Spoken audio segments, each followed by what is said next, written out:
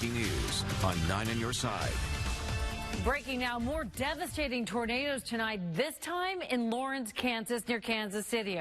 Folks, this video has just arrived to our newsroom. You can see the destruction. At least 11 people are injured. We do not have any reports of deaths just now, but this is just 24 hours after powerful tornadoes hit Ohio. Deadly devastation. The first things I thought of was war zone. Homes demolished. These people, where do they go? Roofs ripped off. Like in the distance, the train coming. A fresh look at the damage after tornadoes ripped through Ohio. He was like, Mama, I don't want to die. We are there as families pick up the pieces. Her house is here one day and then it's gone the next. Plus, we are on your side with ways to help the victims. Good evening, everyone. I'm Tanya O'Rourke. Craig McKee has the night off. We do have extensive team coverage on the tornadoes coming up in just a moment. First, though, we have the potential for more severe weather headed our way. A 9 first warning weather alert day goes into effect in the morning. And Chief Meteorologist Steve Raleigh is tracking the risk of strong storms. Steve. Yeah, we are under a slight risk all day for tomorrow, which means at just about any time we could see a strong to severe storm spin up. Let's take a look at how things are going to be in the morning. Here's that arcing ridge of some strong thunderstorms and severe weather out to our northwest. You'll see the warnings popping up out there and the rain that's stretching to the southwest. We could see a shower even first thing in the morning. And then as we head through about the middle of the day, that looks like we will see some showers and storms. Here's the severe outlook from the Storm Prediction Center, and you'll see this band that's setting up for a good portion of the country. And over the tri-state, we're going to have a slight risk for severe weather, as I mentioned. And so we're looking like this with temperatures in the 60s to low 70s in the morning. We have a chance of storms. Looks like more for the midday and afternoon that we will pick up some scattered storms for tomorrow. So I'll run you through the timeline and the best chances for all of this more specifically in a couple of minutes, Tanya. All right, Steve, we'll see in a little bit. 11 at 11 continues with the extensive tornado damage just north of our area. Tonight, hundreds of families are without a home, and they are now coming to terms with what they've lost. Let's walk you through the big headlines tonight. The strong tornadoes are to blame for 1 death and more than 100 injuries. The Dayton Fire Chief just announced 415 structures are damaged just in the city alone. The National Weather Service says several tornadoes touched down last night. That includes 3 EF3 tornadoes. And some of the worst hit spots, Trotwood, Salina, that is, and Beaver Creek. Ohio Governor Mike DeWine has declared a state of emergency for Greene, Mercer, and Montgomery counties. And folks, it is remarkable that no one was killed in the immediate Dayton area. But you can see this. A lot of homes are destroyed, and many people are now left without anywhere to go. 9 on your side's Josh Bazan is live at Corinthian Baptist Church. It is one of 5 Red Cross shelters in and around Dayton. Josh? Hi, Tanya. More than 100 people are now turning to shelters like this for a safe place to stay tonight. Yesterday's storm destroyed dozens of homes and has forced the community to try and come together in order to make it through. Like, what do you do? Who can you? And it's not just her. It's her neighbor. It's her other neighbor. It's people across the street. It's everybody. It's like, what do we do? What can we do at this point? That's a question being asked by many in the Dayton area tonight. Multiple tornadoes tore through the Miami Valley, leaving many homes looking similar to that of Sharmika Dawkins' aunt. Her house is here one day and then it's gone the next. She had to realize that this is her whole life. It's just gone. Like, it's just gone. The kids' room is gone. Many people in Trotwood consider themselves lucky to be alive. Nobody can tell me I'm not blessed. Can't tell me that.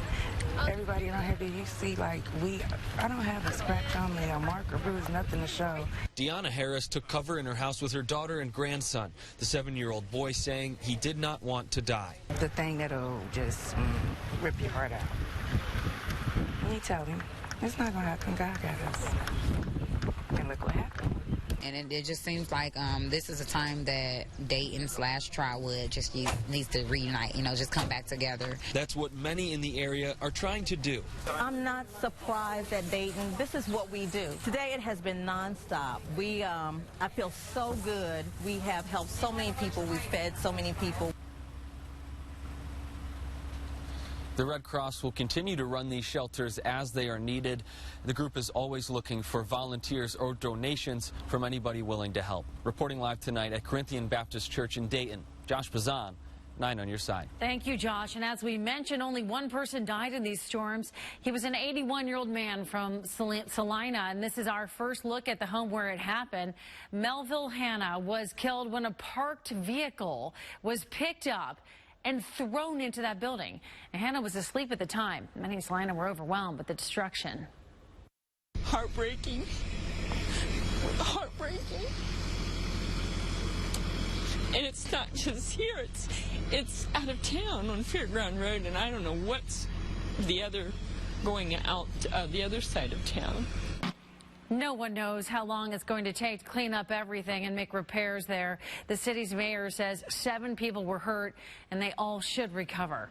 New at 11, taking advantage of tragedy, our team in Northridge discovered neighbors fear looters will be the next crisis caused by the tornadoes.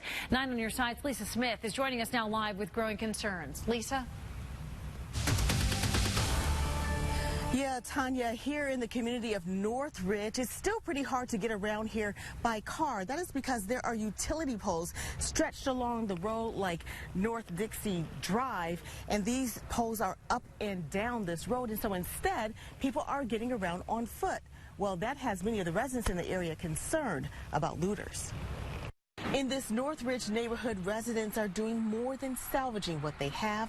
They're protecting it. Everybody is carrying some kind of weapon right now. Nicole Atkins and her husband came home last night from Illinois to find their home pushed off its foundation and looters looking for something to take.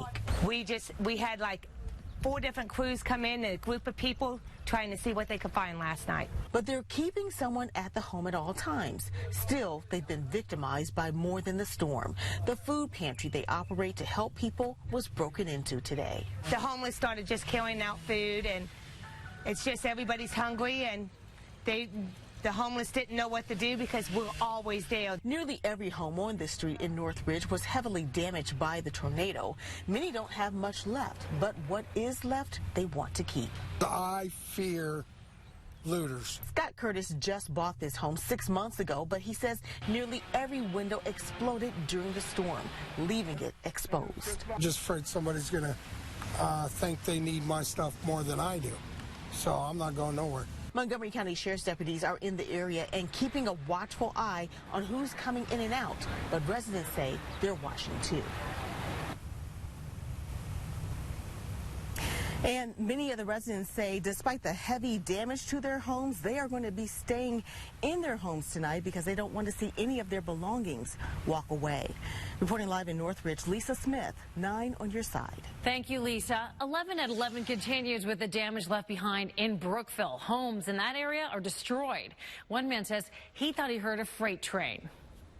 The glass started breaking and everything started busting around, and I walked out, and this is what I see. In neighboring Greene County, there's a sense of disbelief. Our Evan Millward is on your side in Beaver Creek, where people describe a rush to safety. Tonight, cleanup continues in my hometown in earnest, and boy, we have a lot of work to do. You can see houses in this part of town, walls are missing. In other places, ceilings have collapsed, roofs are torn off, and just up this street, one woman tells us she and her husband got to their safe space just in the nick of time. I was going to turn the light on for you. Can't do that.